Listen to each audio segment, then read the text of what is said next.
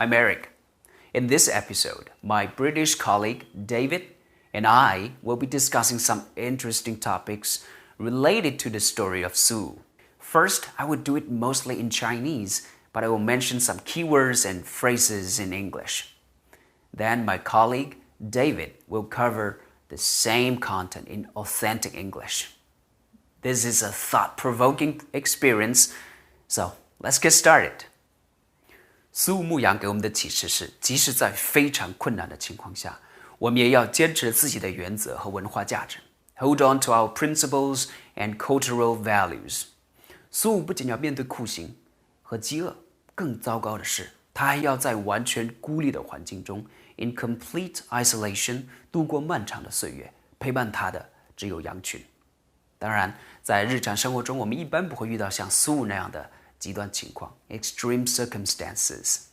但是我们很可能会遇到这样的处境：在压力山大的时候，我们可能会被迫放弃忠诚，或者改变原则 （give up our loyalties or change our principles）。或者像苏一样，我们可能会陷入一种非常孤独和被孤立的状态。We feel lonely and isolated. 这并不是说我们只是孤身一人，然后被羊群包围着，而是说我们周围的每个人似乎都反对我们，或者不认同我们的价值观。It seems that everyone around us is opposed to us or does not share our values. 这个人是谁啊？对了，李子柒。李子柒也给我们树立了很好的榜样。最近她在网上很火。She has recently gone viral on the internet. 因为她拍摄了很多唯美的当地传统美食和手艺的视频。从她的经历我们可以看出，她有志于寻找自己的生活方式，与其在大城市传统的职场中摸爬滚打 climb the ladder of a conventional career， 她选择了另一条路，亲身经历了大城市的激烈竞争 rat race 之后她决定回到农村老家和奶奶一起生活。他充满耐心，投身到家乡的传统手工艺中，传播中国传统文化，并且借助社交媒体和视频获得收益。追求这个目标的时候，也许他会遭到周围人的反对，包括他家人和朋友的反对，但他还是成功了，而且获得了巨大的成功，成为了一代红人。和苏牧羊的故事一样，李子柒的故事也体现了一个点，他热衷于并且忠实于自己的文化积淀 ，a passion and loyalty to the lessons she had accrued from her own culture。苏的故事告诉我们他不仅忠于自己的原则，而且忠于自己的文化。这一点体现在，即使他孤身一人牧羊之时，无人监督他，他还是坚持手持象征汉朝官员身份的毛节。同样的，我们可以看到李子柒也保持着对家乡传统文化的忠诚。这在他的衣食住行上体现得淋漓尽致。当然，在现代社会，让我们全员放弃现代的便利，回归到简单传统的乡村生活是不实际的。但是，李子柒通过他的视频给我们传达了一个点：我们也不应该放弃我们的根和文化。We should not abandon our root and our culture. 苏生活的时代文化变革较慢，所以坚守传统和礼节 holding on to tradition and ceremonial practices 相对容易，这些传统和礼节也能一脉相承，自然地传承给后人。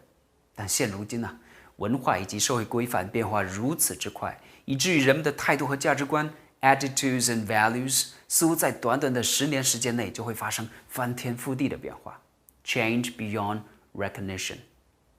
所以我们的未来充满着各种变数，在这种环境中，在某种意义上，我们就像苏一样，进入了一个有着与我们成长时不同的习俗礼节的国度。和苏一样，我们也需要学习如何坚守我们祖祖辈辈传承下来的文化精髓。在一个全球化的现代世界，我们的价值观会受到挑战，有时我们要变，与时俱进 ，move with the times。但是我们要保持不变的是，保持一套核心信念 ，a core set of beliefs。无论在什么情况下，我们都坚守不变的信念。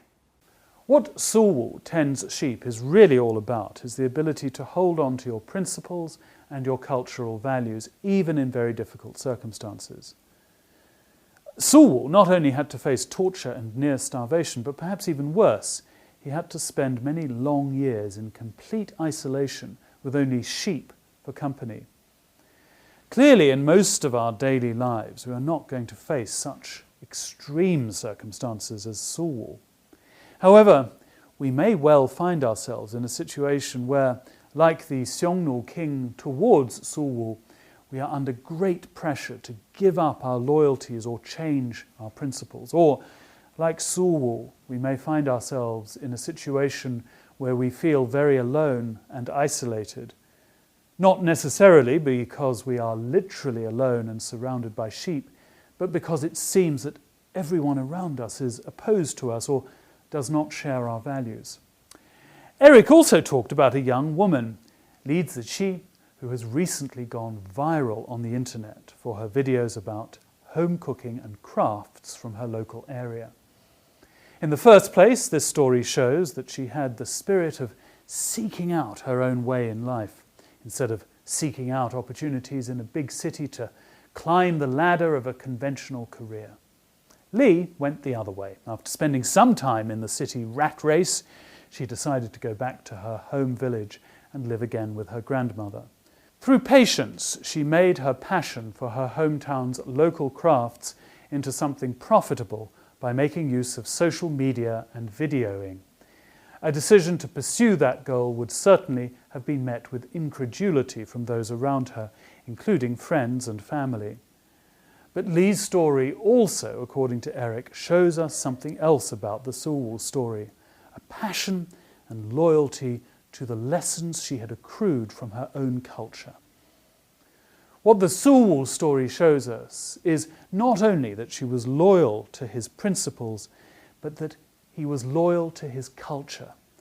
This is symbolized by the way he continued to hold his staff, his Maojie, symbolizing his status as a Han Dynasty official, even when he was tending sheep and there was no one there to see him.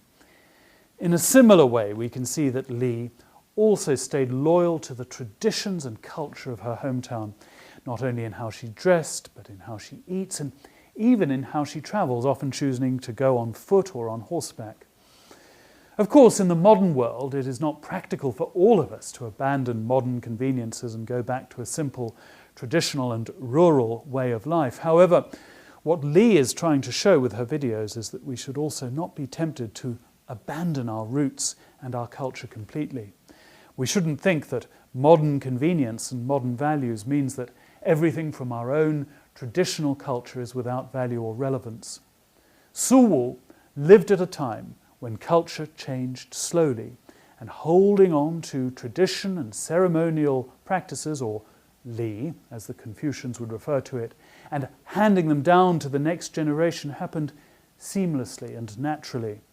Very few would venture, like Suwu, to alien lands where the Li were no longer applicable. These days, culture changes so rapidly and social norms morph and disintegrate with such speed that attitudes and values can seem to change beyond recognition, even within a short span of time, like 10 years, say. So as we move forward year by year, decade by decade into this rapidly changing future, we are, in a sense, like Suwu, moving forward into unknown territory with customs and etiquette different from those we were brought up with.